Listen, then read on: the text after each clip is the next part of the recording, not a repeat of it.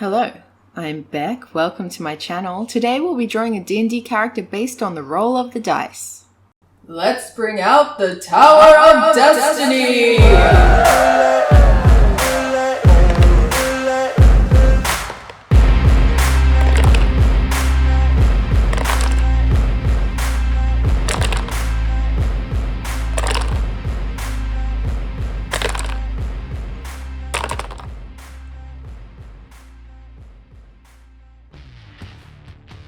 Now, last week we did a kobold, which I described as being a small version of a Dragonborn, but now that I'm looking at these things again, one of the other key differences between a Dragonborn and a kobold is that Dragonborn are described as looking very much like dragons, except they don't have wings or a tail.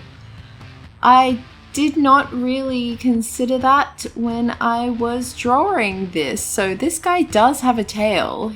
That makes him a little bit of a weirdo amongst his kind.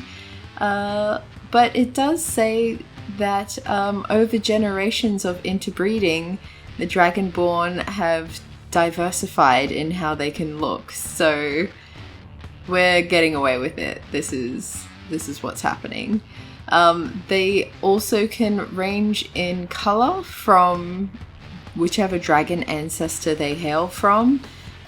Typical ones are the reds and coppers, but they can also be silver or white or even green. So yeah, I decided that because this one is a vampire Dragonborn, that I would make him a very pale one.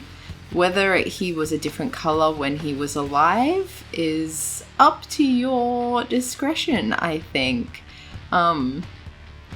Being a vampire, it's changed him in many, many ways. And I think one of the ways is that the dragon type, the sort of dragon ancestry, which is a Dragonborn trait, where you choose what kind of damage type you do based on what kind of dragon is in your ancestry.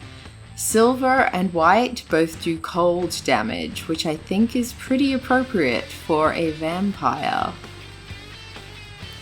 You also, as a Dragonborn, have the trait Breath Weapon. You can use your action to exhale destructive energy.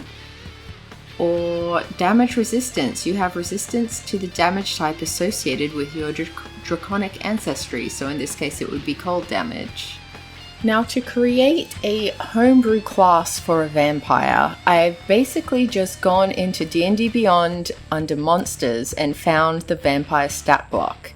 It is a very comprehensive, so I won't go into all the details that it has there, but I basically took the traits and applied that to being a class, because classes usually have traits. So the main ones are Shape Changer. So if the vampire isn't in sunlight or running water, it can use its action to polymorph into a tiny bat, a medium cloud of mist, or back into its true form. It has a bunch of details about what you can and can't do while you are a bat or mist, but basically that's one of the cool traits of being a vampire. It's probably worth noting because different vampire franchises have different lore around what a vampire is and what they can and can't do.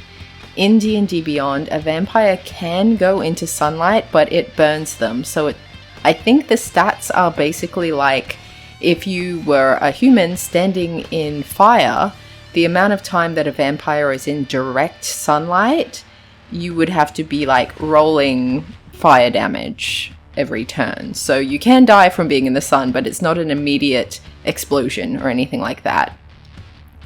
Another stat that they have is called Legendary Resistance, which you can use 3 times a day. If the vampire fails a saving throw, it can choose to succeed instead. That's a good one. Another one is called Misty Escape. When you drop to 0 hit points outside your resting place, which I'll discuss in a second, the vampire transforms into a cloud of mist, such as the Shape Changer trait, instead of falling unconscious, provided that it isn't in sunlight or running water. So again, it seems like sunlight and running water will just negate all your cool vampire abilities, so keep that in mind. If it can't transform, it can't do the mistiest.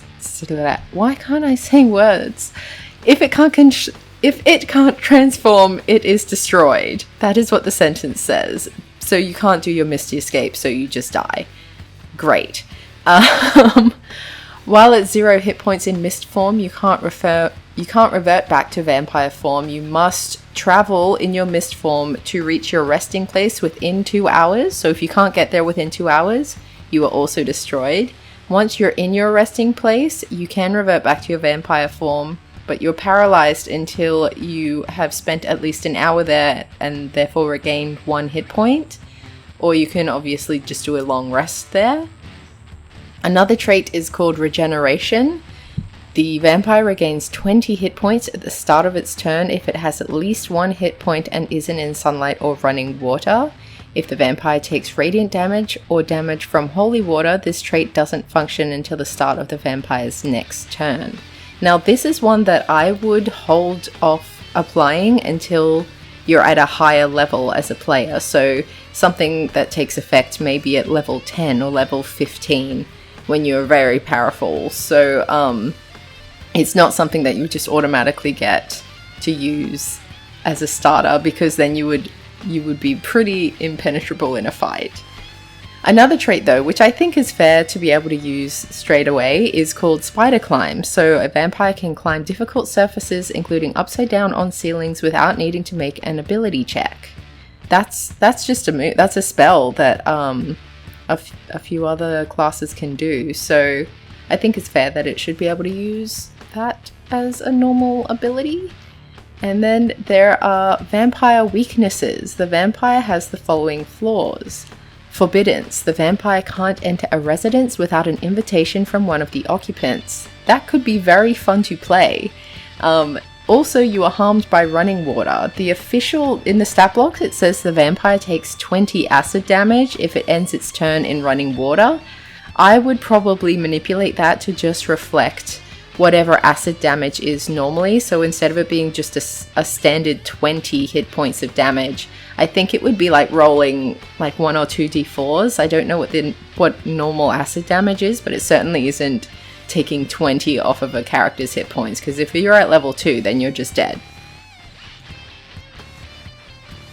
Some of the moves that you have as a vampire include multi-attack when you're in vampire form, which means you can use one of your attacks as a bite, where you can potentially turn someone into a vampire. Another attack is charm, and another attack is called Children of the Night. So the vampire magically calls 2d4 swarms of bats or rats, provided the sun isn't up. While outdoors, the vampire can also call 3d6 wolves, or instead, they can't do both. You can call wolves if you're outside, but if you're inside or outside, you can do bats or rats. You get it. The creature that is called arrives in 1d4 rounds and acts as an ally of the vampire and obeys its spoken commands. The beast remains for 1 hour or until the vampire dies, or until the vampire dismisses them as a bonus action. So, a few things that are important to note when we're talking about D&D vampires. We talked about the turning into mist and returning to your burial site. That's an important thing to talk about. So in D&D, you need during the day to rest in your coffin or in your crypt or in your burial ground. So if you weren't formally buried, if you were turned into a vampire or vampire spawn, and you don't have a coffin, you don't have a crypt, your grave site becomes a place where you need to bury yourself under at least a foot of earth in the place that you died. And so a vampire can move its place of burial by transporting its coffin or a significant amount of grave dirt to another location.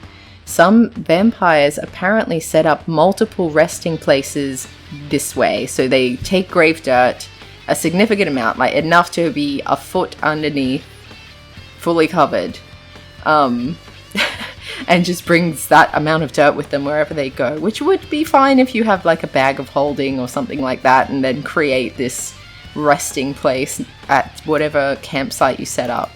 But you need that, or you die, or you get the sun damage until you burn to death. So that's fun.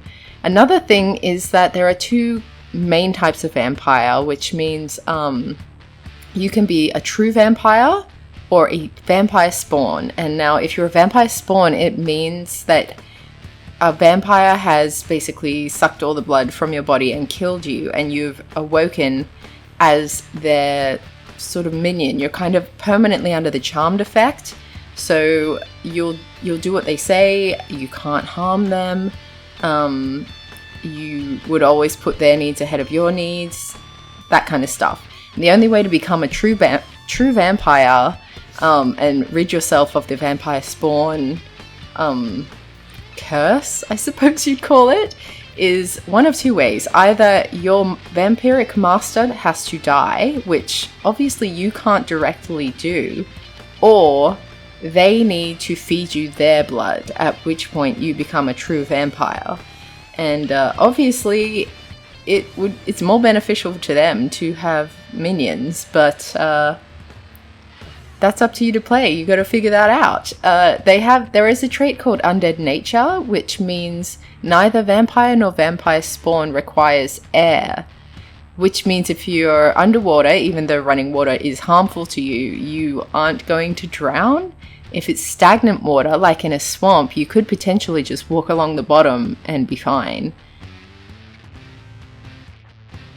It's also interesting to see at the bottom of the vampiric information page, they have vampire variants, which means you can be a vampire warrior or you can be a vampire spellcaster, and they have a list of spells that you can learn if you want to be a vampire spellcaster, which I think is very, very handy, because I probably would be the kind of vampire that does magic, but I wouldn't necessarily want it to be a multi-class wizard or a multi-class like warlock or anything like that. So it's very handy that it provides you with a list of spells that you would learn at various levels. So I'll put the screenshot here.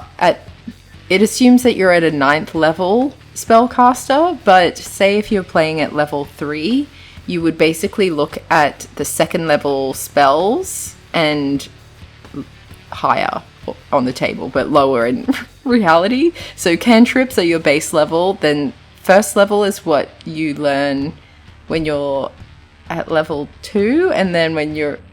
Oh my god, my brain just completely killed itself.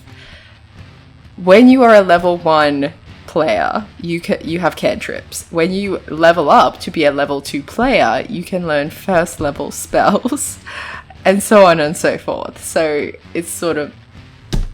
You get it. I hope you get it. I hope I didn't just completely confuse you, but it makes sense in my brain, and just trying to vocabulary it out of my body just killed me.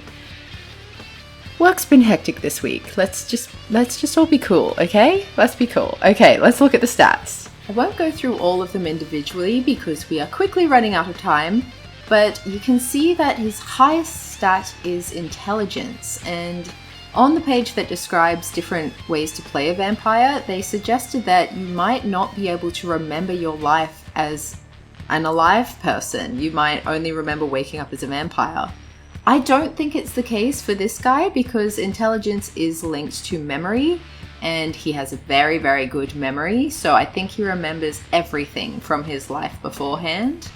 He's not very strong, wise, or charismatic, but he has great dexterity and constitution, so I think he likes to steal things and create a little bit of a dragon's hoard of the things he's stolen, now that he knows he'll probably live forever if he doesn't screw up in one of the many basic ways vampires screw up. So he's not aging, so he's got that, but he's definitely mortal in the sense that he can die. Video's over, but thank you for watching. What did we think of homebrewing a vampire? Would you do anything differently? Do you have any questions? I hope you have a great week. I'll see you next time. Bye.